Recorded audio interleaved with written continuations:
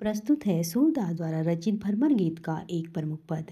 काहे को रोकत मारक शुधो, सुनहु मधुप निर्गुण कंटक ते राजपंथ क्यों रूधो। के तुमी सिखी पठेहि हूँ कुबिजा, कहियो श्याम घने हूँ धो। वेद पुरानी सुमृति सब ढूंढो, जुगतनी जो कहूँ धो। ताको कहाँ परेख्यो कीजे, जाने छाछ न दूधो। सूर मूर अक्रूर गयों ले, ब्याज निबेरत ऊंधो।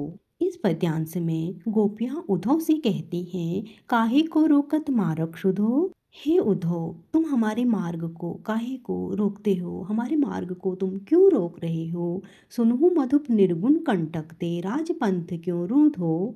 सुनो मधुप, सुनो भौरे, तुम अपने निराकार निर्गुण ब्रह्म की उपासना की बातें हमें बताकर हमारा जो सीधा सरल रास्ता है उस पर कांटे बिछाकर उसे क्यों रूध रहे हो, उसे क्यों अवरुद्ध कर रहे हो। वे आगे कहती हैं कि तुम्हें सिखी पठे हूँ कुबिजा, कहियो श्याम घने हूँ धो।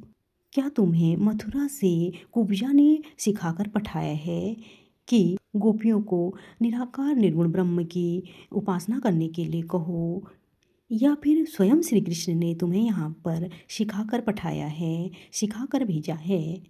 वेद पुरानी सुमृति सब ढूंढो, जुगतनी जो कहूँ धो।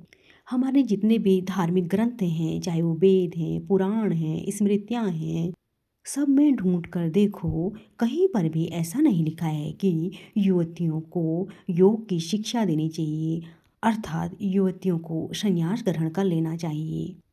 ताको कहाँ परेख्यों कीजे, जाने छाछ न दूध हो। यहाँ पर गोपियाँ कटाक्ष करती हैं, अर्थात व्यंग्य कसती हैं। ताको कहाँ परेख्यों कीजिए, उद्धव हम तुम्हारे बारे में क्या ही कहें कि तुम्हें तो इतना ही पता नहीं है कि दूध और छाछ में क्या अंतर है, अर्थात तुम दूध और छाछ में अंतर ही नहीं कर पाते हो, तो तुम निर्गुण और सगुण का अंतर कहाँ जान पाओगे।